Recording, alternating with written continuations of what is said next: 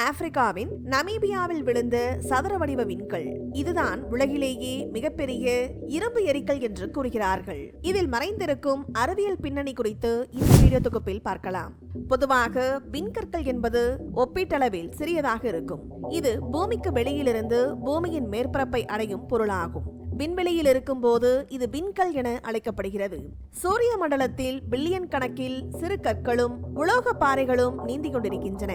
இந்த விண்கற்கள் நம் பூமியின் காற்று மண்டலத்தில் அதிவேகத்தில் வந்தடையும் போது நம் பூமியின் வளிமண்டலத்தின் வெப்பத்தினால் எரிந்து ஒளிரும் பாதையை ஏற்படுத்துகின்றன. அப்பொழுது இவை எரிகற்கள் அல்லது எரி நட்சத்திரம் என்று அழைக்கப்படுகின்றன. இவற்றில் சில முழுவதுமாக எரிந்து வளிமண்டலத்துடன் கலந்து விடுகின்றன. ஆனால் சில எரிகற்கள் நம் பூமியிலேயே விழுந்து பெரிய பள்ளங்களை ஏற்படுத்துகின்றன. அப்படி ஒரு எரிக்கல் தான் நமீபியாவில் கண்டெடுக்கப்பட்டது.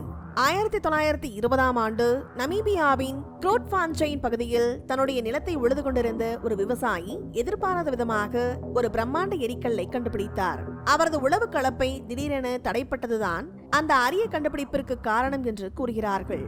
இந்த கண்டுபிடிப்பு வானியல் ஆய்வாளர்களை வியப்பில் ஆழ்த்தியது. சுமார் 60,000 டன் எடை உள்ள இந்த எரிக்கல் பூமியில் காணப்படும் மிகப்பெரிய ஒற்றை இரும்பு துண்டு என்று கூறுகிறார்கள். மேலும் விஞ்ஞானிகளின் கணிப்பின்படி இந்த எரிக்கல் சுமார் 80,000 ஆண்டுகளுக்கு முன்பு நம் பூமியை வந்தடைந்திருக்கலாம் என்று கூறுகிறார்கள். பெரும்பாலும் இரும்பு மற்றும் நிக்கல் கலந்த கலவையால் ஆன இந்த எரிக்கல் அறிவியல் உலகிற்கு ஒரு அற்புதமான ஆய்வுப் பொருளாக விளங்குகிறது. மேலும் இந்த எரிக்கல் தட்டை வடிவத்தில் இருந்ததாலும் குறைவான வேகத்தில் நம் பூமியின் மீது விழுந்ததாலும் பெரிய பள்ளம் எதுவும் ஏற்படவில்லை என்றும் இந்த விண்கல் விழுந்த இடத்திலேயே அதனை பாதுகாத்து வருகின்றார்கள் என்றும் கூறுகிறார்கள். மேலும் இந்த எரிக்கல்லிற்கு ஹோபா எரிக்கல் என்று பெயர் வைத்துள்ளார்கள். மேலும் இந்த ஹோபா எரிக்கல்லின் தனித்துவமான சதுர வடிவம் விஞ்ஞானிகளின் கவனத்தை ஈர்த்தது. இந்த எரிக்கல் இன்றும் துருப்பிடிக்காமல் இருப்பதற்கு அதில் உள்ள அதிக அளவு நிக்கல் சத்தே காரணம் என்று கூறுகிறார்கள். இதன் தனித்துவமான உலோக கலவையும் இயற்கையான பாதுகாப்பு அடுக்கும் இதனை பல ஆயிரம் ஆண்டுகளாக பாதுகாத்து வருகிறது. மேலும் நமீபியாவில் உள்ள பழங்கால மக்கள் இதனை தெய்வீக பரிசாக கருதுகின்றார்கள். குறிப்பாக டட் மன்னர் இந்த எரிக்கல்லின் இரும்பிலிருந்து வாள்கள் தயாரித்ததாக வரலாற்று ஆவணங்கள் கூறுகின்றன. அந்த காலத்தில் தங்கத்தை விட மதிப்புமிக்கதாக கருதப்பட்ட இந்த எரிக்கல் இரும்பு பண்டைய மக்களின் வாழ்வில் முக்கிய பங்கு வகித்ததாக கூறுகிறார்கள். இன்றைய காலகட்டத்தில் இந்த ஹோபா எரிக்கல் ஒரு முக்கியமான சுற்றுலா தலமாக மாறியுள்ளது. அறிவியல் ஆராய்ச்சிக்கு உதவும் இது பண்டைய விண்வெளி வரலாற்றை புரிந்து கொள்ளவும் உதவுகிறது. 1955ஆம் ஆண்டு நமீபியா அரசாங்கம் இதனை தேசிய நினைவு சின்னமாக அறிவித்துள்ளது. ஆப்பிரிக்காவின் தெற்கு பகுதியில் அமைந்துள்ள ஒரு அழகான நாடுதான் நமீபியா.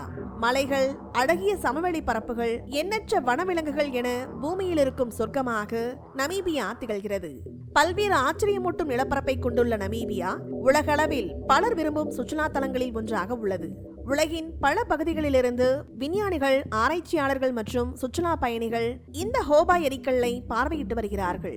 இந்த எரிக்கல்லானது பூமியில் விழுந்தாலும் இதற்கு அருகில் எந்தவிதமான கிரேட்டரும் காணப்படவில்லை. இது போன்ற மிகப்பெரிய விண்கற்கள் நம் பூமியில் மிக அரிதாகவே காணப்படுகின்றன. இந்த ஹோபா எரிக்கல் அதனுடைய சதுர வடிவத்தாலும் கிரேட்டர் எதுவும் இல்லாமையாலும் அறிவியல் மற்றும் வரலாற்று முக்கியத்துவத்திற்காக தனித்துவமாக திகழ்கிறது. இந்த வீடியோ பத்தின உங்களோட கருத்துக்களை கீழே கமெண்ட் பாக்ஸ்ல மென்ஷன் பண்ணுங்க. கீழே இருக்க ரெட் கலர் சப்ஸ்கிரைப் பட்டனை கிளிக் பண்ணி எங்க சேனலை சப்ஸ்கிரைப் பண்ணுங்க. அண்ட் பக்கத்துல இருக்க பெல் ஐகானை கிளிக் பண்ணீங்க அப்படின்னா எங்களோட நோட்டிபிகேஷன் உங்களுக்கு உடனுக்குடன் வரும். தேங்க்யூ.